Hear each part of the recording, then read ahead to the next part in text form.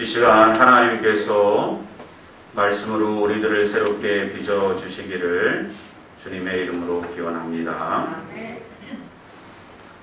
먼저 본문 말씀 33절 함께 읽겠습니다. 시작. 제6시가 되매 온 땅에 어둠이 임하여 제9시까지 계속하더니. 예수님께서 유대 시간법으로 제6시부터 9시까지 십자가에 매달리셨습니다. 오늘날의 시간법으로 계산하면 오전 9시부터 오후 3시까지 6시간 동안 십자가에 계셨던 것입니다. 십자가에서 예수님은 온갖 모욕과 조롱을 받으셨습니다. 물과 피를 흘리셨습니다. 그럼에도 불구하고 아무 말씀 안 하시고 침묵으로 일관하셨습니다. 그리고 오늘 본문을 보니까 숨을 거두시기 전에 하늘을 향하여 크게 소리 지르셨습니다. 엘리 엘리 라바 사박다니, 번역하면 나의 하나님 어찌하여 나를 버리셨나이까. 이 말은 히브리어가 아니라 예수님께서 당시에 일상 언어로 사용하셨던 아람어입니다.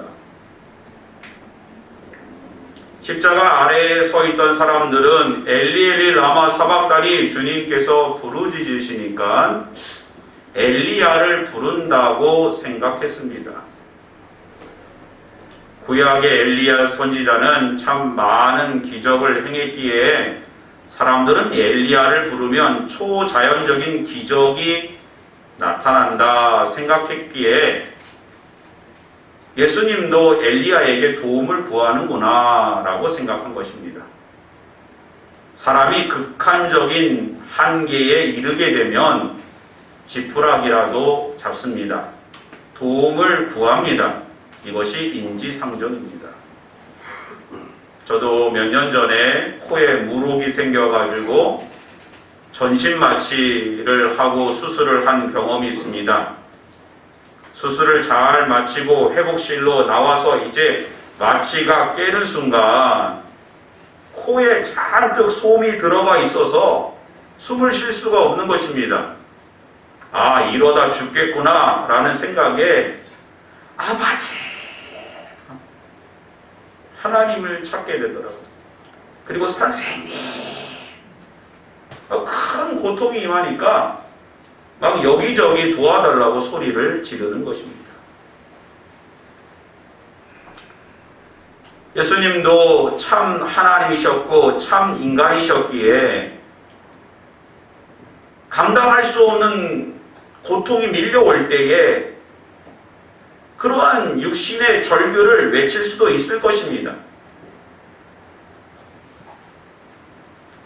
그러나 예수님께서 엘리 엘리 라마 사박다니, 하나님을 부르신 것은 도움을 구하는 요청이 아니었습니다.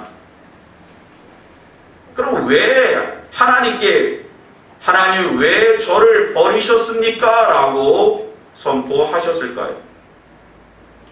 십자가의 고난이 고난으로만 끝나지 않기 때문에 엘리 엘리 라마 사박다니는 예수님의 메시아적인 사명과 선포가 그 안에 들어가 있는 것입니다. 즉 단순히 육체적인 고통과 인간적인 절망만 외치는 탄식의 절규가 아니라 메시아적인 선포가 그 안에 있는 것입니다. 그러므로 그것은 영적인 고통으로 묵상을 한다면 엘리 엘리 라마 사박다니는 예수께서 온 인류의 죄를 짊어지시고 십자가의 모든 고난과 수치와 모욕을 감당하셨기에 거룩하신 하나님 아버지로부터 외면받으신 것을 말하는 것입니다. 사박다니는 히브리어로 쉐바크에서 온 말인데 마가는 그것을 잉카 델리페스라고 번역했습니다. 어떤 뜻이냐? 어떤 사람이 궁핍한 상태에 있음에도 불구하고 그를 돕지 않고 그냥 내버려 둔다는 뜻이 있습니다. 특히 어떤 사람을 버림으로써 음부에 가게 한다라는 뜻이 있는 것입니다. 엘리엘이 라마 사박다니는 예수님께서 저와 여러분 모든 인류의 죄를 짊어지시고 그 죄의 무게가 너무너무 무거워서 하나님께서 그를 외면하셨고 그 죄의 무게로 예수님을 저 음부까지 내리셨다는 것입니다. 예수님은 우리의 죄를 짊어지시고 광야에 버려진 아세셀 염소가 되시는 것입니다. 우리 모두의 죄는 하나님의 심판과 영원한 사망에 이르게 하는 것입니다. 저 음부까지 내려갈 정도의 죄인 것입니다. 예수님의 절규가 엘리엘 라마 사박다니가 단순히 그러한 육신의 고통에서 나오는 소리가 아니라는 것을 본문에서 또 증거하는 말씀이 있는데 바로 39절 말씀입니다. 같이 한번 읽어보겠습니다. 시작. 예수를 향하여 섰던 백부장이 그렇게 숨기심을 보고 이르되 이 사람은 진실로 하나님의 아들이었도다 하더라. 당시에 예수님을 십자가에서 그렇게 형을 집행하는 모든 일을 지휘했던 바로 로마 군사 백부장이 있었습니다. 백부장은 지금 가만히 보세요. 골고다 무대를 연출하고 있는 거예요. 연출자입니다. 그 어떤 사람도 로마에 반역을 하거나 로마의 반기를 들거나 로마의 권력의 위협과 위해가 된다고 생각만 하면 이런 무시무시한 어마무시한 십자가형을 받고 죽을 수밖에 없다. 예수님을 죽음과 공포의 두려움에 휩싸이게 하고 사람들에게 그것을 보고 두려워하기로 그런 무대를 연출하는 것입니다. 그런데 예수님은 백부장의 의도를 따르지 않습니다. 그의 연출, 기획과 의도와 모든 진행 과정에 반하시는 행동을 합니다. 두려워하지 않습니다. 아무리 칼과 창으로 위협해도 예수님은 백부장에게 응대하지 않습니다. 떨리지 않습니다.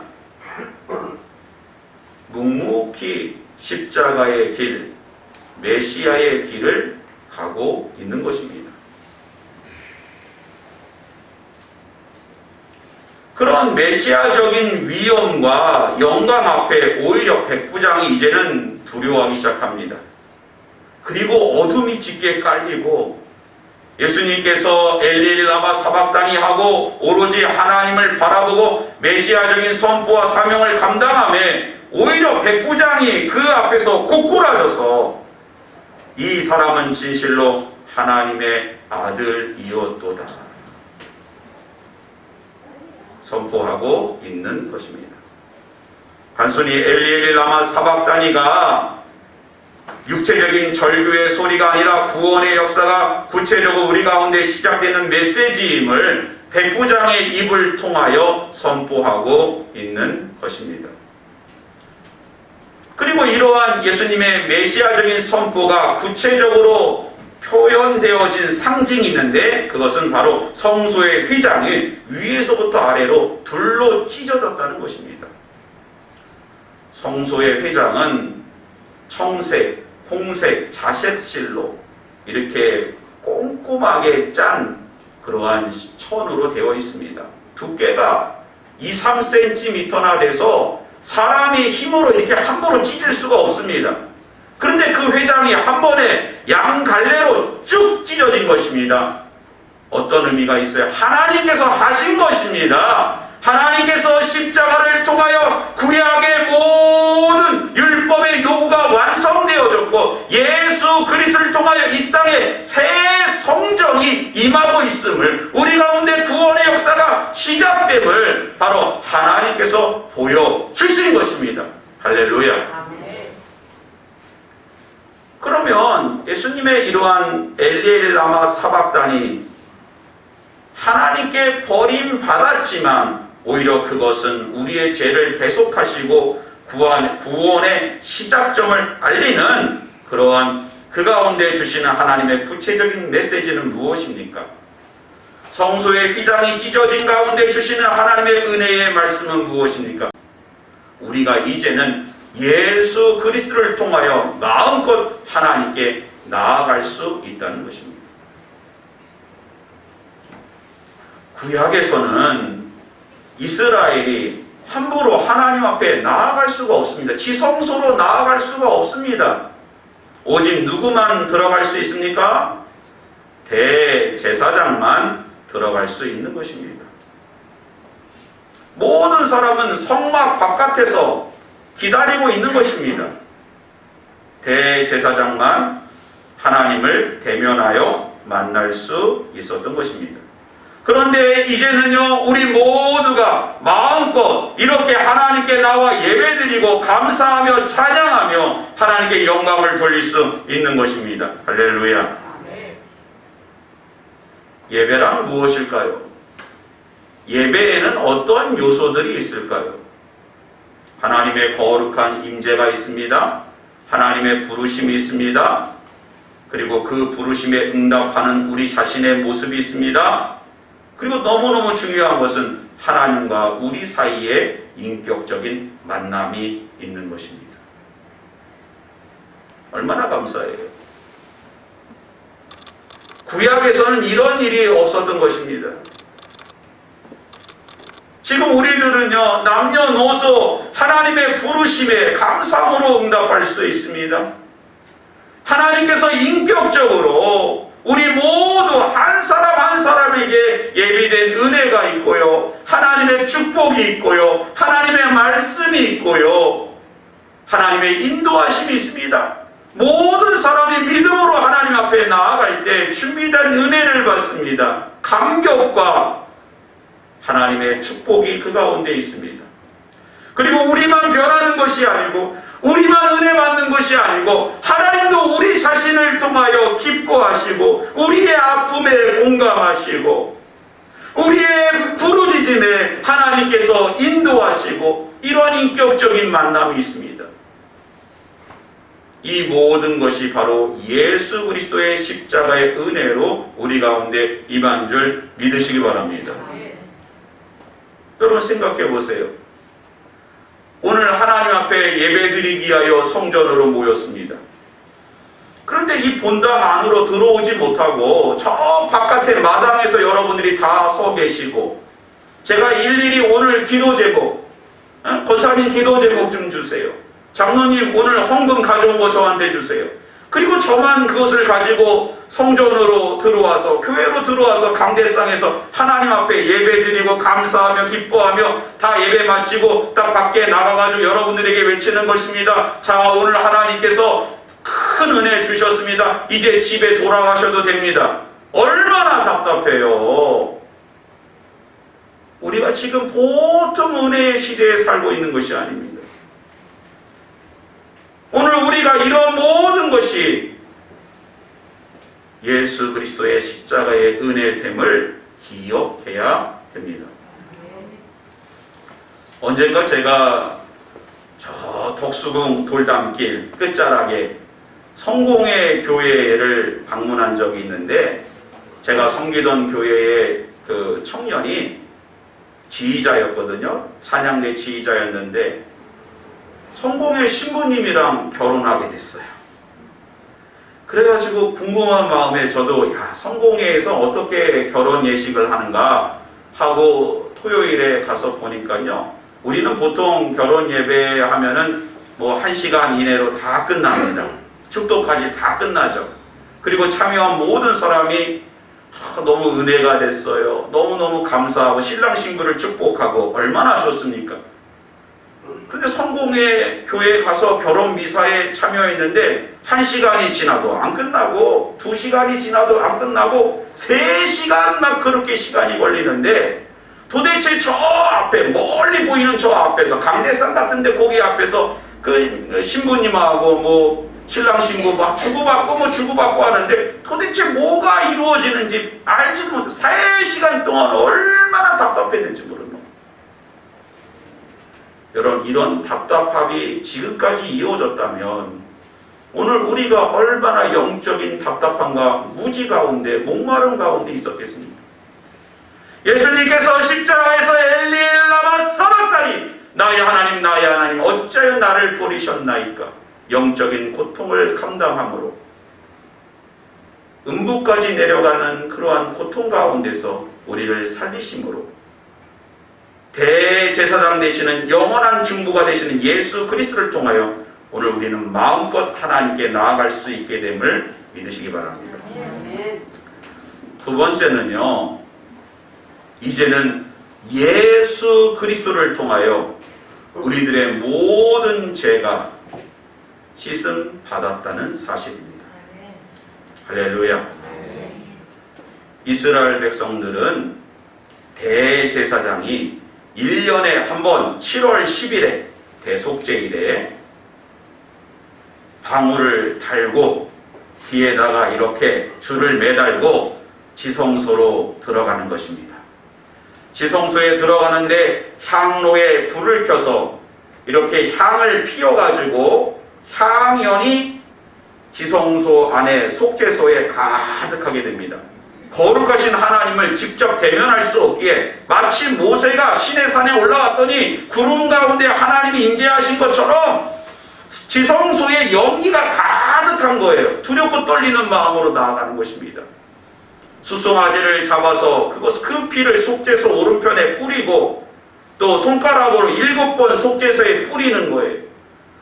또 속죄 염소를 잡아가지고 그 피를 속죄소 앞에 뿌리고 또 그 아래에 뿌리고 앞에 뿌리고 한 마리 속죄 염소는 광야로 아사셀로 보내는 것입니다. 이렇게 속죄 제사를 드림으로 대제사장과 또 이스라엘 백성이 하나님 앞에 죄 사함을 받는 것입니다. 이런 속죄 제사를 통하여 얼마나 이스라엘이 힘들었을까요? 여러분 생각해 보세요. 여러분의 죄가 1년에 한 번씩만 사함 받는다고 하면 살 수 있겠습니까? 물론 이스라엘 백성들이 속죄 제사와 속건 제사를 통하여 그들의 어떠한 하나님 앞에 율법을 어겼을 때 그것을 하나님 앞에 제사함을 받긴 했지만 1년에 단 한 차례 이러한 속죄 제사를 통하여 저들의 죄가 사함받고 있다고 하면 얼마나 힘든 신앙생활을 했겠습니까? 그러나 이제 우리는요, 누구든지 예수 그리스도의 십자가 보혈의 능력으로 하나님 앞에 나아가 제사함을 받고 거룩한 하나님의 백성으로 거룩한 예배자들로 하나님 앞에 서게 됨을 믿으시기 바랍니다. 얼마나 감사해요. 얼마나 감사해요. 하나님은 거룩하신 분입니다. 거룩하신 하나님 앞에 우리가 나아갈 수 있는 은혜는 우리의 죄를, 원죄와 자범죄를 예수 그리스도의 십자가의 보혈로 씻음으로 오늘 우리는 언제든지 하나님 앞에 거룩한 백성으로 하나님을 만나며 예배하며 감사하며 은혜를 받을 수 있는 것입니다. 하나님과 우리가 만날 수 있는 것은 십자가 보혈의 공로 때문에 그래요. 하나님을 만나야 은혜가 있죠. 하나님을 만나야 우리가 모든 영적인 것이 해결되어지죠. 하나님을 만나야 구원의 소망을 얻을 수 있지 않습니까?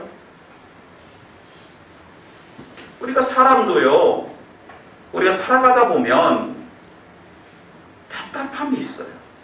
오해가 쌓입니다. 문제가 발생합니다. 그럼 뭐라 그래요? 일단 뭐하고 하자?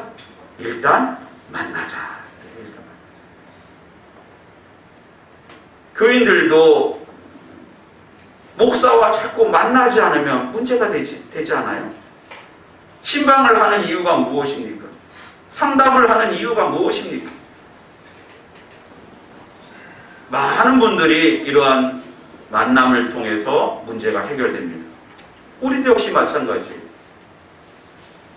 하나님을 만나는 은혜는 보혈을 지나 주님의 보혈의 공로로 우리가 하나님을 만나고 하나님의 백성으로 온전히 회복됨을 믿으시기 바랍니다. 마지막으로는요, 예수 그리스도의 십자가의 은혜로 우리는 마음껏 하나님께 나아갈 수 있고 제사함을 얻을 수 있고 이제는 교회의 머릿돌 되시는 하나님 예수 그리스도라고 하는 성전 가운데 우리는 한 지체로 한 몸으로 교회가 되는 줄 믿으시기 바랍니다. 구약의 성소의 휘장이 찢어진 것은 주님께서 이제는 성전을 허물고 사흘 만에 다시 짓겠다고 하신 선포는 예수님께서 진정 이 땅에 하나님의 성전이 되신다는 것을 선포하는 것입니다. 가만 보세요. 예수님은 건축자의 버린 돌이 성전의 모퉁이 돌이 되셨습니다. 버림받으신 거예요. 예수님의 메시아적인 가치를 유대인들이 알아보지 못한 것입니다. 그러나 그 모퉁이 돌 되시는 예수 그리스도를 중심으로 새로운 교회가 세워진 것입니다. 그리고 우리도 이 세상에서 버려졌다고 생각하지만 예수 그리스도의 십자가의 은혜로 우리가 하나님 나라의 성전으로 우리가 다시 부름받은 것입니다. 우리가 요즘 살아가다 보면 얼마나 많이 우리 자신이 하나님 앞에 이 세상에서 버림받은 것이 아닌가 생각할 때가 얼마나 많습니까? 아무리 하나님을 찾아도 하나님이 보이지 않을 때가 얼마나 많이 있습니까? 시편 13편 1절에 보면 여호와여 어느 때까지니까 나를 영원히 잊으시나이까 주의 얼굴을 나에게서 어느 때까지 숨기시겠나이까. 아무리 찾아도 하나님이 보이지 않을 때가 있는 것 같습니다. 이 찬양은 다윗의 고백이지요. 다윗이 사울의 위협을 받아서 10년 동안 유다 광야를 헤매고 돌아다닐 때 사망의 음침한 골짜기를 지날 때에 아무리 하나님을 부르고 엘리엘리 라마 사박다니 나의 하나님 나의 하나님 어째 나를 버리셨나이까 절규하는 그 버리심의 외침 가운데 오히려 하나님은 다윗을 버린 것이 아니고 그곳에서 이스라엘의 진정한 왕으로 빚으셨던 것처럼 우리 역시 마찬가지예요. 지금 얼마나 힘듭니까? 얼마나 고통 가운데 있습니까? 도대체 하나님은 어디 계십니까? 마치 버려진 것처럼 보이지만 그곳에서 하나님 나라의 성전이 지어지는 하나님의 놀라운 역사가 그 가운데 시작됨을 믿으시기 바랍니다. 가장 밝은 태양이 떠오르기 전에 가장 어두운 암전의 시간이 흐르듯 하나님께서 가장 멀리 계시는 것처럼 보이는 그곳에서 하나님 나라의 여명이 밝아오고 있음을 믿으시기 바랍니다.